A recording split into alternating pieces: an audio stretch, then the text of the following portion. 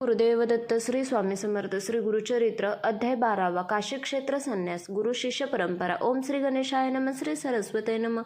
श्री गुरुभ्यो नम. श्री कुलदैवताय नम. सिद्धयोगी नामधारकाला म्हणाले, नरहरीला त्याच्या अंबामातेने संन्यास न घेण्याविषयी वारंवार विनवले, पण त्याचा काही उपयोग झाला नाही. नरहरी तिला समजावीत म्हणाला, माते, तू मला थांबण्याचा आग्रह करीत आहेस, पण शरीर हे क्षणभंगूर आहे, संपत्ती अशाश्वत आहे, मनुष्याला मृत्यू कधी येईल हे सांगता येणार नाही.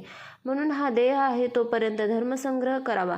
माणसाचे केव्हा काय होईल हे सांगता येणार नाही. मनुष्याचे आयुष्य क्षणाक्षणाला कमी होत असते. वृक्षाच्या पानावरील पाण्याच्या थेंबाप्रमाणे हे आयुष्य आहे, कधी गळून पडेल सांगता येणार नाही.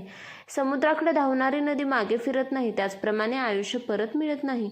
म्हणून मनुष्याने प्रत्येक क्षण पुण्यकर्मांनी सार्थकी लावावा. मूर्ख लोकांना हे समजत नाही. ते आयुष्यभर बायका, मुले, घर, संपत्ती यातच गुंतून पडतात.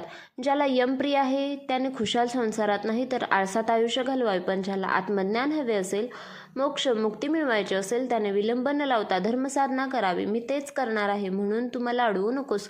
नरहरीने केलेला हा उपदेश ऐकून त्याच्या आईवडिलांना, तेथे असलेल्या लोकांना मोठे आश्चर्य वाटले.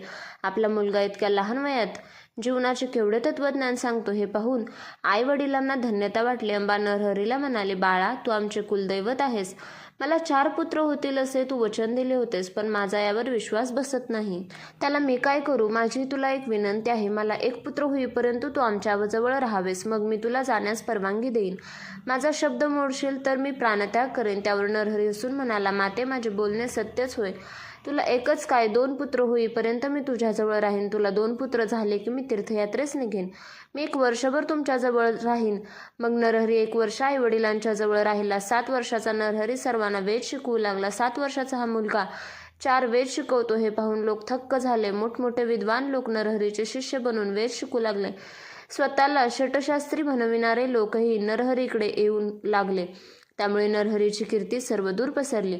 ते पाहून आईवडिलांना मोठी धन्यता वाटू लागली.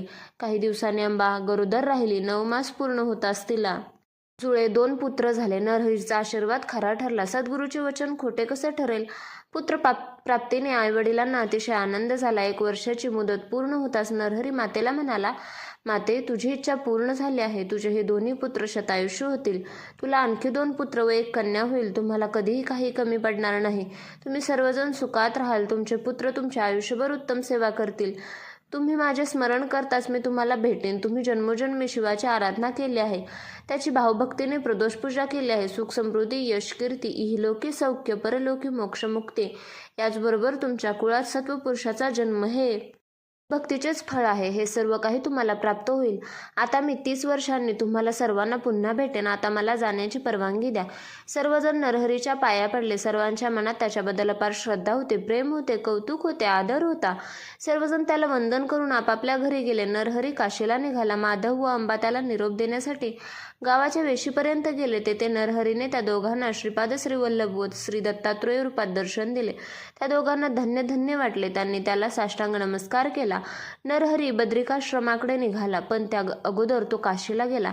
तेथे त्याने काशी विश्वेश्वराचे दर्शन घेतले. तेथे त्याने अत्यंत खडतर तपश्चर्या केली. नरहरीची तपश्चर्या, योग साधना, त्यांची संन्यासी वृत्ती इत्यादी पाहून त्या काशी क्षेत्रात मोठमोठ्या तपस्यांना मोठे नवल वाटले. अनेक लोक त्यांचे दर्शन घेण्यासाठी येऊ लागले. कृष्ण सरस्वती नावाचे एक वयोवृद्ध ज्ञानवृद्ध तपस्वी होते. ते नरहरीचे लक्षणे पाहून इतर तपस्यांना सांग म्हणाले, हा नरहरी बालक असला तरी हा महातपस्वी आहे. हा परमज्ञानी असून जगद्वंद्य सद्गुरू सत्वपुरुष आहे. हा गुरुपदाचा अधिकारी आहे. याने संन्यास घेतला तर या कलियुगात लोप पावलेल्या संन्यास धर्माचे पुनरुज्जीवन होईल. हा लोककल्याण करणारा आहे. याच्या दर्शनाने पतित लोक पावन होतील. याने इतरांना संन्यास दीक्षा दिली तर परमार्थ साधनेत आवश्यक असे बुद्धीचे स्थैर्य प्राप्त होईल.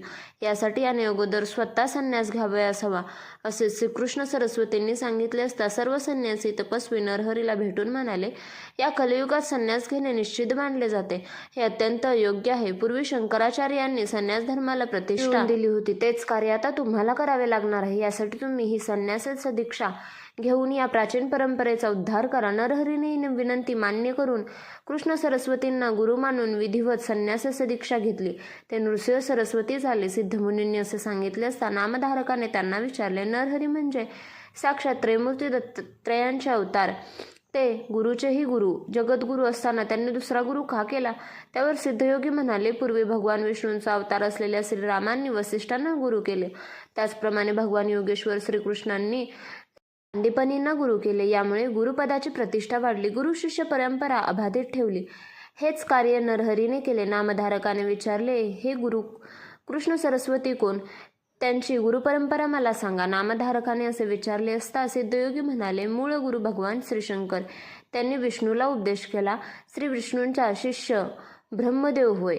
ब्रह्मदेवाचे शिष्य वसिष्ठ. या क्रमाने शक्ती पराशर, व्यास, शुक्राचार्य, गौडपाचार्य, आचार्य गोविंद, शंकराचार्य, विश्वरूपाचार्य, ज्ञानबोधगिरी, सिंहगिरी, ईश्वरतीर्थ, नृसिंहतीर्थ, विद्यातीर्थ, शिवतीर्थ, भारतीतीर्थ, विद्यारण्य, विद्यातीर्थ, मलियानंद, देवतीर्थ, सरस्वती यादवेंद्र अशी श्रेष्ठ गुरुपरंपरा आहे. कृष्ण सरस्वती हे यादवेंद्रांचे शिष्य होते. नरहरीने कृष्ण सरस्वतींपासून संन्यासी दीक्षा घेतली.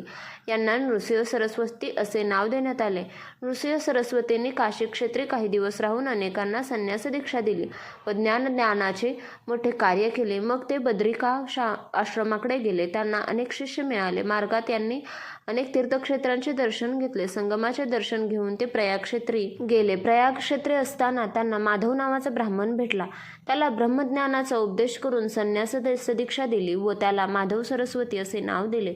सरस्वती गंगाधर श्री गुरुचरित्र सांगत आहेत. याचे श्रवण केले असता वारी पुरुषार्थाची प्राप्ती होते. अशा रीतीने श्री गुरुचरित्रातील काशीक्षेत्री संन्यास गुरुशिष्य परंपरा नावाचा अध्याय 12वा समाप्त. श्री गुरुदेव दत्त. श्री स्वामी समर्थ.